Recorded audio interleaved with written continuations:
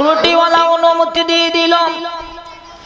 আল্লাহর ওলি জামানার ইমাম আহমদ ইবনে হাম্বল ওনার গাঠুরি গুছাইয়া রুটিওয়ালার কাছে বৈশা গেলেন।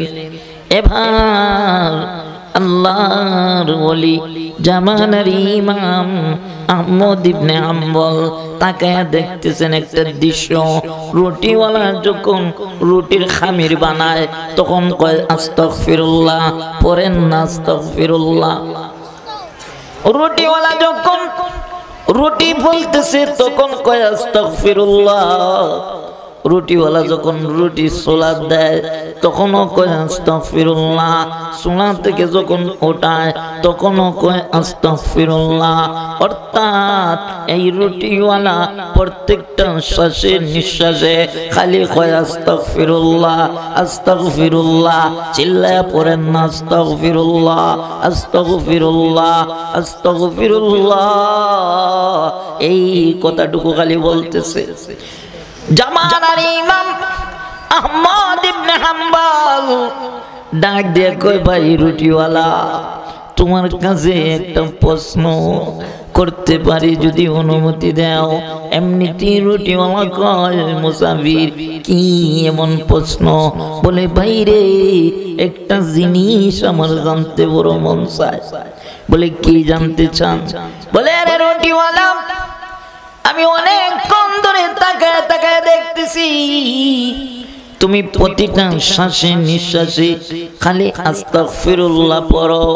এ ভাই রুটিওয়ালা, আমার জানতে বড় মন চায় এই আস্তাগফিরুল্লাহর আমল কইরা তুমি কতটুকু লাভবান হয়েছ?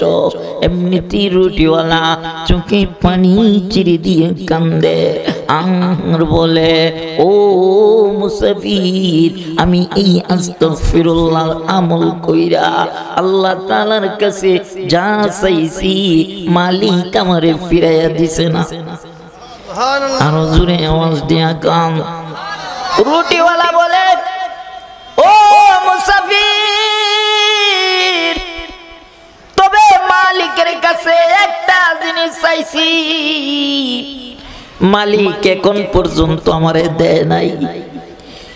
বলে, কি এমন চাইলা? মালিক তোমাকে এখনো দেয় নাই। বলে, মুসাফির, আমার ওই এলাকার ভিতরে একজন ইমাম আছে, ওনার নাম হলো ইমাম আহমদ ইবনে হাম্বল। আমি আমার মালিক রে কইছি, ও মালিক, আমারে ইমাম আহমদ ইবনে হাম্বলকে না দেখাইয়া মৃত্যু দিও না। বলেন তো ইমাম আহমদ ইবনে হাম্বল এখন কোথায়? আরো জোরে কোন কোথায়? এমনিতে ইমাম আহমদ ইবনে হাম্বল চোখে পানি ছেড়ে দিয়ে কান্দার কয়ের রুটিওয়ালা, বলো বলো, ইমাম আহমদ ইবনে হাম্বলকে পাইলে তুমি কি করবা? এমনিতেই রুটিওয়ালা কই, আমি যদি এই মুহূর্তে ইমাম আহমদ ইবনে হাম্বলকে পাইতাম, তাকে আমি জড়াইয়া ধরতাম, তার কপালের মধ্যে একটা চুমা দিতাম। চিল্লায় কোন আল্লাহু আকবার। এমনিতে ইমাম আহমদ ইবনে হাম্বল রুটিওয়ালাকে ডাক দিয়ে কয়, রুটিওয়ালা, আয় আয় আয় আমার কাছে আয়, আমারে জড়াইয়া ধর, দে দে দে দে, আমার কপালে চুমা দে। চিল্লায় কোন আল্লাহু আকবার। আরো জোরে আওয়াজ দিয়া কোন আল্লাহু আকবার। এমনিতেই রুটিওয়ালা আর বুঝতে বাকি নাই উনি যে ইমাম আহমদ ইবনে হাম্বল।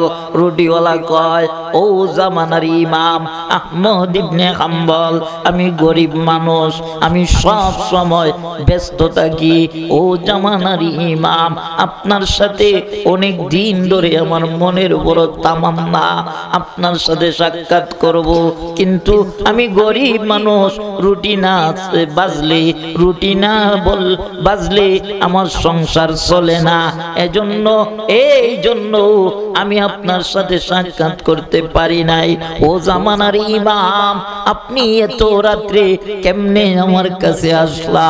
এমনিতেই জামানার ইমাম আহমদ ইবনে হাম্বল ডাক দিয়া কয়, এরে রুটিওয়ালা, তোরে আস্তাগফিরুল্লাহর আমল আমার মালিক এত পছন্দ করেছি, যার কারণে আমি মসজিদে থাকতে চেয়েছিলাম। মসজিদে আলারা আমাকে মসজিদ থেকে বাইরে করে দিয়েছে। এর কারণ হলো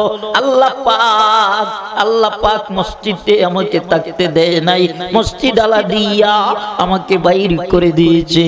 এর কারণ হলো আল্লাহ চাইছে আমি তোর কাছে রাত্রি যাপন করব, তুই আমার সাথে মুলাকাত করবি। এজন্য বুঝি আমার আল্লাহ আমাকে তোর কাছে দইরা পাঠাইয়া দিছে। চিল্লায়া কোন আল্লাহু আকবার। তোর সাথ গ্রহণ করতে হবে, সবাই মরতে হবে, এটাই বাস্তব। কিন্তু কে কখন কোথায় কোন সময় কোন অবস্থায় মৃত্যুবরণ করবে আমাদের কারো জানা না? জানা আছে? কথা বলেন, জানা আছে? জানা নাই? এজন্য মুহতারাম হাজিরিন, আমি আপনাদেরকে বলবো, যারা রাস্তাঘাটে আছেন তাড়াতাড়ি চলে আসেন। এখন তো ওয়াজ মাহফিলে আমাদের কথা বলতে আর অসুবিধা নাই, কথা কন না? বসতে অসুবিধা নাই, কথা বলতে অসুবিধা নাই। কারণ আগে আমরা কথা বলতে ভয় পাইতাম, কথা কোন ঠিকই না? কথা বলতে ভয় পাইতাম, কখন জানি আমাদের কাছ থেকে মাইক কেড়ে নেয়, কখন জানি মামলা দিয়ে দেয়, কথা বলেন ঠিকই না? কিন্তু এখন আমরা স্বাধীন, এখন আমরা স্বাধীন। এই দেশ থেকে স্বৈরাচার বিদায় হয়েছে, কথা বলেন ঠিকই না? কথা খান। কিন্তু এখনো আমরা পরিপূর্ণভাবে স্বাধীন হতে পারি নাই, কারণ অপার থেকে দাদা বাবুরা এখনো মাঝে মধ্যে আমাদের সাথে খেলতে চায়, কথা বলেন ঠিক কিনা? আর জোরে আওয়াজ দিয়ে এখন ঠিক কিনা? কিন্তু আমরা দাদা বাবুদেরকে বলতে চাই, বাংলাদেশের মানুষদেরকে তো দুর্বল মনে করিয়েন না। বাংলাদেশের মানুষ এত দুর্বল নয়, আমরা খেলতে জানি, কথা বলেন ঠিক কিনা? আমরা যখন নারে তাকবীরের আওয়াজ দিয়ে দাঁড়িয়ে যাব, এই দেশের তৌহিদি মুসলমান যখন নারে তাকবীরের আওয়াজ দিয়ে দাঁড়িয়ে যাবে, তখন তোমরা দাদা বাবুরা পালাইতে বাধ্য হবে, কথা বলেন ঠিক কিনা? মুহতারাম হাজিরিন, আসুন আমি আপনাদের খেজমতে পবিত্র কালামে পাক থেকে একখানা আয়াতে কারিমা তিলাওয়াত করেছি।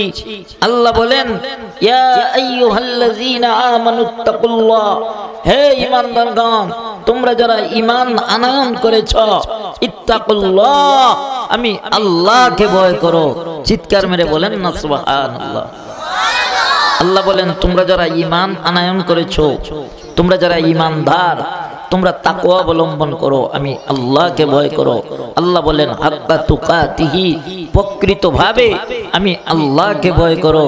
এরপরে আল্লাহ বলেন, ওয়ালা তামুতুন্না ইল্লা ওয়া আনতুম মুসলিমুন, তোমরা প্রকৃত মুমিন না হয়া, প্রকৃত মুসলমান না হয়া কেউ কবর জগতে আসিও না। কি না হয়া? একটু কথা বলেন, কি না হয়? প্রকৃত মুমিন মুসলমান না হয়া কেউ কবরে আসিও না। একথা কে বলতেছেন? আল্লাহ পাক বলতেছেন। এই কথার দ্বারা বোঝা যায় যে মুসলমান দুই প্রকার। কয় প্রকার? আওয়াজ দিয়ে এখন কয় প্রকার? দুই প্রকার।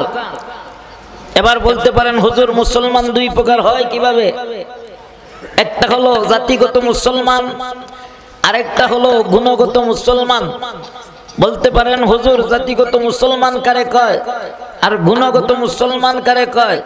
জাতিগত মুসলমান হইল হযরতে আদম আলাইহিস সালাম থেকে নিয়ে আজ পর্যন্ত যত নরনারী এই পৃথিবীর জমিনে আসছে এবং কিয়ামত পর্যন্ত আসবে, তারা হলো জাতিগত মুসলমান।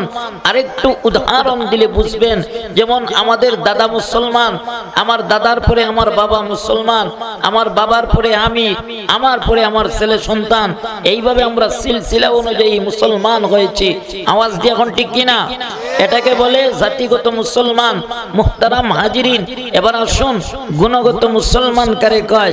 গুণগত মুসলমান হইল তারা যারা আতিউল্লাহ ওয়া আতিউর রাসূল, যারা আল্লাহর হুকুম মানছে, আল্লাহর রাসূলের অনুসরণ অনুকরণ ইতাআত করে তাদের টোটাল জিন্দেগিটাকে গঠন করেছে, তারা হলো গুণগত মুসলমান।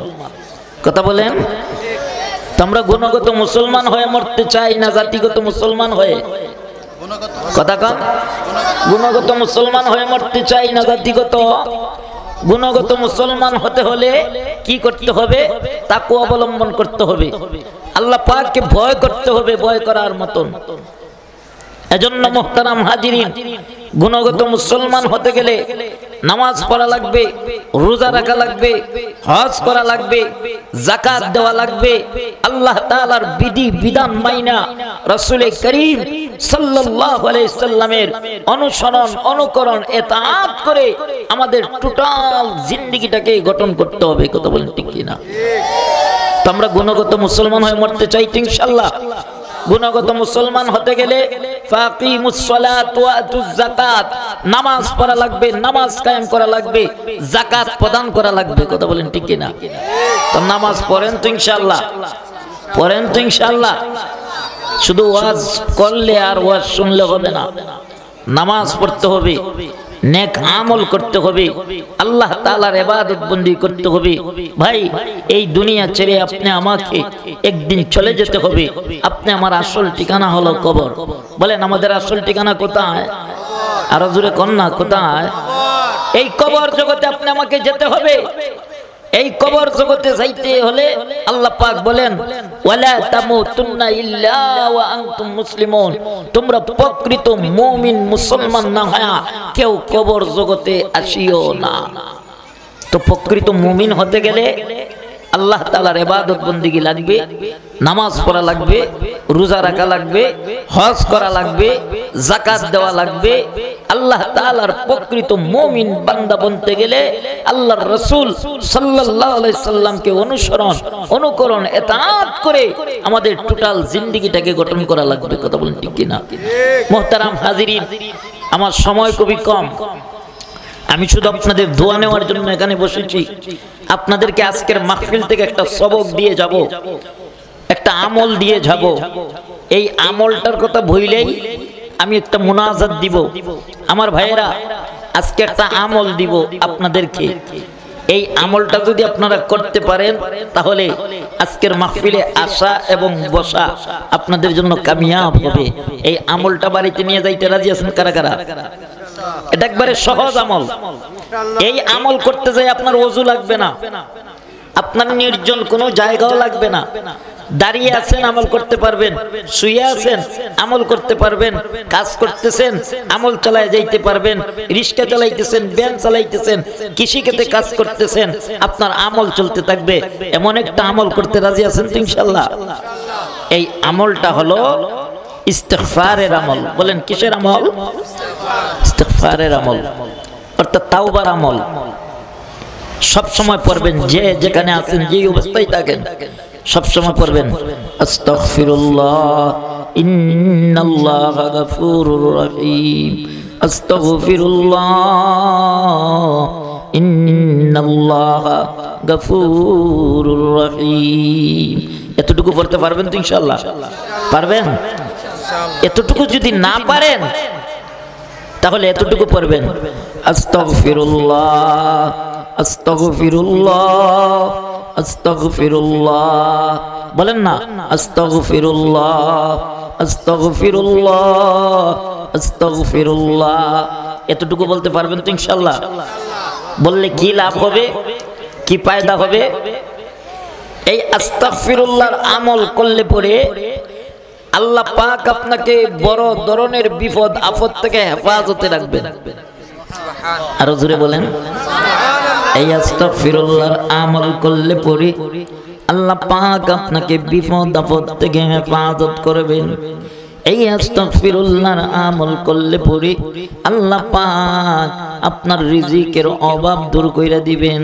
এই আস্তাগফিরুল্লাহর আমল করলে পরে আল্লাহ পাক আপনার মনের সকল নেক বাসনা পুরা কইরা দিবেন। আরো জোরে আওয়াজ দিয়া কোন সুবহানাল্লাহ। বন্ধুরা আমার, গভীর মনোযোগ লক্ষ্য করেন। এই আস্তাগফিরুল্লাহর আমল কইরা কইরা একজন ব্যক্তি তার মনের সকল চাহিদা, মনের সকল আশা, মনের সকল আশা আকাঙ্ক্ষা আমার রব্বে কারীমের কাছ থেকে পূর্ণ করেছে। আমার ভাইয়েরা গভীর মনোযোগ লক্ষ্য করেন। জামানার একজন ইমাম ছিলেন, ইমাম আহমদ ইবনে হাম্বল। উনি বহুত বড় একজন মুহাদ্দিস ছিলেন, জামানার ইমাম ছিলেন। উনি বিভিন্ন এলাকায় হাদিস সংগ্রহ করতেন, এক জায়গা থেকে আরেক জায়গায় সফর করতেন। বর্তমান পৃথিবীতে তো এক জায়গা থেকে আরেক জায়গায় যাইতে বেশি সময় লাগে না, গাড়ি আছে, বিমান আছে। আওয়াজ দিয়া কোন ঠিক কিনা বন্ধুরা আমার? জামানার ইমাম আহমদ ইবনে হাম্বল উনি হাঁটিয়া হাঁটিয়া এক এলাকা থেকে আরেক এলাকায় যাইতেন হাদিস সংগ্রহ করার জন্য। ও বন্ধুরা, দ্বীনের দাওয়াতে সফর করতেন। একদিন জামানার ইমাম আহমদ ইবনে হাম্বল উনি এক জায়গাতে যাইতেছেন, হঠাৎ করে মাগরিবের আজান পড়ে গেছে। পাশে একটা মসজিদ ছিল, এই মসজিদের ভিতরে উনি অবস্থান করেছেন। মসজিদের ভিতরে ঢোকার পরে মাগরিবের নামাজ পড়লেন। মাগরিবের নামাজ পড়ে জামানার ইমাম নফল কিছু ইবাদত বন্দেগী করতে করতে এশার আযান হয়ে গিয়েছে। উনি এশার নামাজ আদায় করলেন। এবার উনি মনে মনে চিন্তা করলেন, এই মুহূর্তে যদি আমি রাত্রিবেলা সফর করি তাহলে রাত্র অন্ধকার, আর রাত্রিবেলা সফর করব না। যেহেতু মসজিদ পাইছি, আজকে এই মসজিদের ভিতরেই থাকবো। ওনার সাথে একটা গাটুরি ছিল, এই গাটুরি থেকে বিছনা বাইরে কইরা মসজিদে ঘুমায়া গেছেন। হঠাৎ করে একটা লোক এসে ডাক দিয়া বলতেছে, মসজিদের খাদেম আয়েশা বলতেছে, হুজুর আমাদের মসজিদে বহিরাগত লোক থাকা নিষেধ।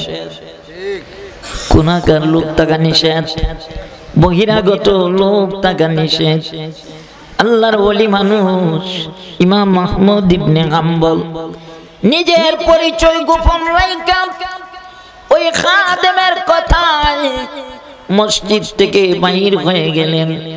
যেহেতু তাদের মসজিদে থাকার কোনো আইন নাই, বহিরাগত লোক যেহেতু থাকতে দেয় না, আমি থাকবো না, মসজিদ থেকে বাইর হয়ে গেলেন। আমার ভাইয়েরা মসজিদ থেকে বাইর হইয়া অন্ধকার রাত্রি হাঁটতে হাঁটতে যাইয়া একটা ছোটো মোটো বাজার পাইছেন। এই বাজারের সব দোকানগুলা বন্ধ, একটা রুটিওয়ালার দোকান খোলা। উনি রুটিওয়ালার কাছে গেলেন। রুটিওয়ালার কাছে যাইয়া রুটিওয়ালাকে সালাম দিছেন।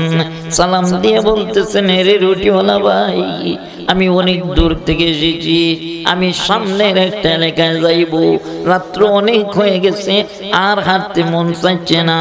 ও রুটিওয়ালা, আপনি যদি একটু অনুমতি দেন তাহলে আপনার দ্বারে বৈশাখ সময়টা কাটায় নিব।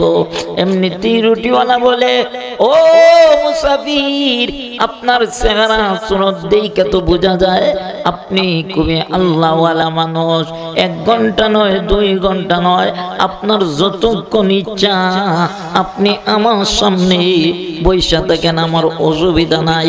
চিল্লায় কন্যা সুবহানাল্লাহ। রুটিওয়ালা অনুমতি দিয়ে দিল। আল্লাহর ওলি জামানার ইমাম আহমদ ইবনে হাম্বল ওনার গাঁঠুরি গুছাইয়া রুটিওয়ালার কাছে বৈশা গেলেন। এবার আল্লাহর ওলি জামানার ইমাম আহমদ ইবনে হাম্বল তাকায়া দেখতেছেন একটা দৃশ্য। রুটিওয়ালা যখন রুটির খামির বানায় তখন কয় আস্তাগফিরুল্লাহ, পড়েন না আস্তাগফিরুল্লাহ। রুটিওয়ালা যখন রুটি বলতেছে তখন কয় আস্তাগফিরুল্লাহ। রুটিওয়ালা যখন রুটি সোলা দেয় তখনও কয় আস্তাগফিরুল্লাহ, সোলা থেকে যখন ওঠায় তখনও কয় আস্তাগফিরুল্লাহ। অর্থাৎ এই রুটিওয়ালা প্রত্যেকটা শ্বাসে নিঃশ্বাসে খালি কয় আস্তাগফিরুল্লাহ আস্তাগফিরুল্লাহ, চিল্লায়া পড়েন না আস্তাগফিরুল্লাহ আস্তাগফিরুল্লাহ আস্তাগফিরুল্লাহ, এই কথাটুকু খালি বলতেছে। জামানার ইমাম আহমদ ইবনে হাম্বল ডাক দিয়ে কই, ভাই রুটিওয়ালা, তোমার কাছে একটা প্রশ্ন করতে পারি যদি অনুমতি দাও? এমনিতেই রুটিওয়ালা কয়, মুসাফির কি এমন প্রশ্ন? বলে, ভাই রে, একটা জিনিস আমার জানতে বড় মন চায়। বলে, কি জানতে চান? বলে, আরে রুটিওয়ালা, আমি অনেকক্ষণ ধরে তাকায় তাকায় দেখতেছি তুমি প্রতিটা শ্বাসে নিঃশ্বাসে খালি আস্তাগফিরুল্লাহ পড়ো। এ ভাই রুটিওয়ালা, আমার জানতে বড় মন চায়, এই আস্তাগফিরুল্লাহর আমল কইরা তুমি কতটুকু লাভবান হয়েছ? এমনিতেই রুটিওয়ালা চোখে পানি চিরি দিয়ে কান্দে আর বলে, ও মুসাফির, আমি এই আস্তাগফিরুল্লাহর আমল কইরা আল্লাহ তাআলার কাছে যা চাইছি মালিক আমারে ফিরাইয়া দিছে না। আরো জোরে আওয়াজ দিয়া কান। রুটিওয়ালা বলে, ও মুসাফির, তবে মালিকের কাছে একটা জিনিস চাইছি, মালিক এখন পর্যন্ত আমারে দেয় নাই। বলে, কি এমন চাইলা? মালিক তোমাকে এখনো দেয় নাই। বলে, মুসাফির, আমার ওই এলাকার ভিতরে একজন ইমাম আছে, ওনার নাম হলো ইমাম আহমদ ইবনে হাম্বল। আমি আমার মালিক রে কইছি, ও মালিক, আমারে ইমাম আহমদ ইবনে হাম্বলকে না দেখাইয়া মৃত্যু দিও না। বলেন তো ইমাম আহমদ ইবনে হাম্বল এখন কোথায়? আরো জোরে কোন কোথায়? এমনিতে ইমাম আহমদ ইবনে হাম্বল চোখে পানি ছেড়ে দিয়ে কান্দার কয়ের, রুটিওয়ালা বলো বলো, ইমাম আহমদ ইবনে হাম্বলকে পাইলে তুমি কি করবা? এমনিতেই রুটিওয়ালা কই, আমি যদি এই মুহূর্তে ইমাম আহমদ ইবনে হাম্বলকে পাইতাম, তাকে আমি জড়াইয়া ধরতাম, তার কপালের মধ্যে একটা চুমা দিতাম। চিল্লায় কোন আল্লাহু আকবার। এমনিতে ইমাম আহমদ ইবনে হাম্বল রুটিওয়ালাকে ডাক দিয়ে কয়, রুটিওয়ালা, আয় আয় আয় আমার কাছে আয়, আমারে জড়াইয়া ধর, দে দে দে দে, আমার কপালে চুমা দে। চিল্লায় কোন আল্লাহু আকবার। আরো জোরে আওয়াজ দিয়া কোন আল্লাহু আকবার। এমনিতেই রুটিওয়ালার বুঝতে বাকি নাই, উনি যে ইমাম আহমদ ইবনে হাম্বল। রুটিওয়ালা কয়, ও জামানার ইমাম আহমদ ইবনে হাম্বল, আমি গরিব মানুষ, আমি সব সময় ব্যস্ত থাকি। ও জামানার ইমাম, আপনার সাথে অনেক দিন ধরে আমার মনের বড় তামান্না আপনার সাথে সাক্ষাৎ করব, কিন্তু আমি গরিব মানুষ, রুটি না বাজলে, রুটি না বাজলে আমার সংসার চলে না। এই জন্য আমি আপনার সাথে সাক্ষাৎ করতে পারি নাই। ও জামানার ইমাম, আপনি এত রাত্রে কেমনে আমার কাছে আসলা? এমনিতেই জামানার ইমাম আহমদ ইবনে হাম্বল ডাক দিয়া কয়, এরে রুটিওয়ালা, তোরে আস্তাগফিরুল্লাহর আমল আমার মালিক এত পছন্দ করেছি, যার কারণে আমি মসজিদে থাকতে চেয়েছিলাম, মসজিদে আলারা আমাকে মসজিদ থেকে বাইর করে দিয়েছে। এর কারণ হলো আল্লাহ পাক মসজিদে আমাকে থাকতে দেয় নাই, মসজিদ আলা দিয়া আমাকে বাইর করে দিয়েছে।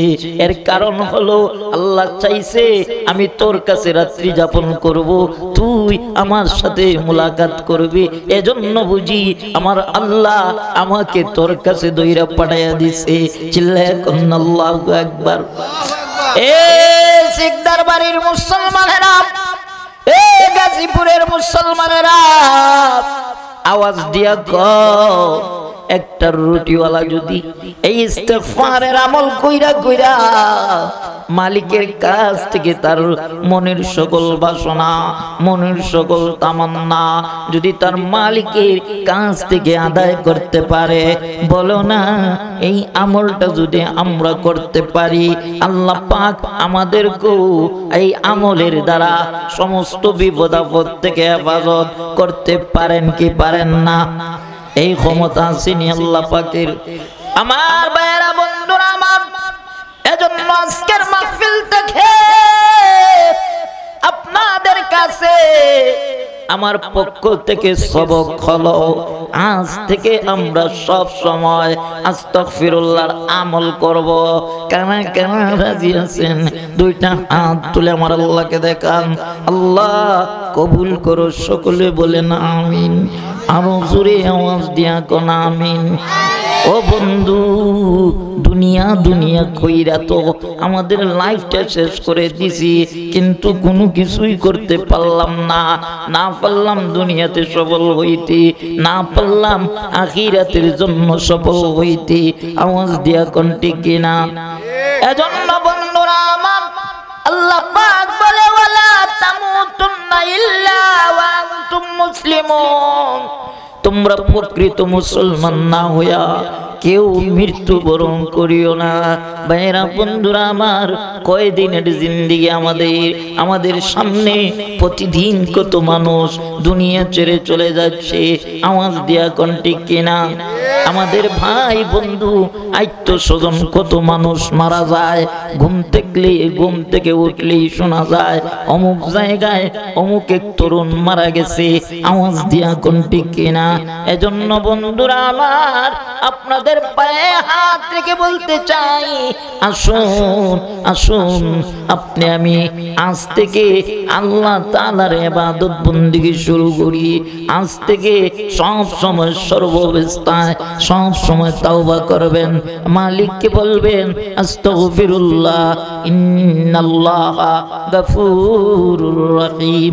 এই তাওবাটা করতে পারবেন তো ইনশাআল্লাহ? পারবেন তো ইনশাআল্লাহ? আল্লাহ কবুল করুক, সকলে বলেন আমিন। মুহতারাম হাজিরিন, আসুন যারা বাইরে দাঁড়িয়ে আছেন তাড়াতাড়ি ভিতরে চলে আসুন। আমি একটা মুনাজাত দিব। আমার সেলিম শিকদার ভাই বলেছে যে ভাই আপনি একটু মুনাজাত দিয়ে চলে যান, সমস্যা নেই। আমার ভাইয়েরা আসুন একটু মুনাজাত দিব। মুনাজাতের আগে আমরা একবার সূরাতুল ফাতিহা তেলাওয়াত করি। আউযু বিল্লাহি মিনাশ শাইতানির রাজীম। বিসমিল্লাহির রহমানির রহিম।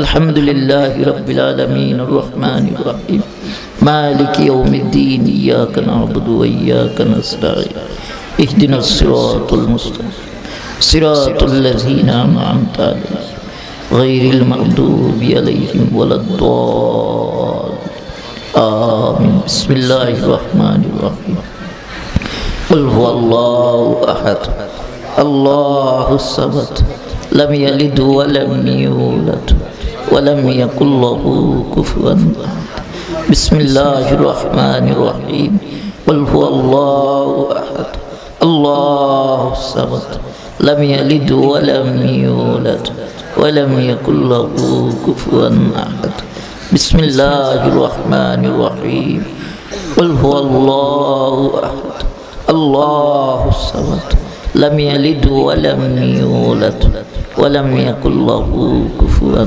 أحد لا إله إلا الله والله أكبر أستغفر الله إن الله غفور رحيم أستغفر الله إن الله غفور رحيم أستغفر الله ربي من كل ذنب وأتوب إليه لا حول ولا قوة إلا بالله العلي العظيم الحمد لله ربنا ظلمنا أنفسنا وإن لم تغفر لنا وترحمنا لنكونن من الخاسرين وربنا آتنا في الدنيا حسنة وفي الآخرة حسنة وقنا عذاب النار رب ارحمهما كما ربياني صغيرا وقل رب ارحمهما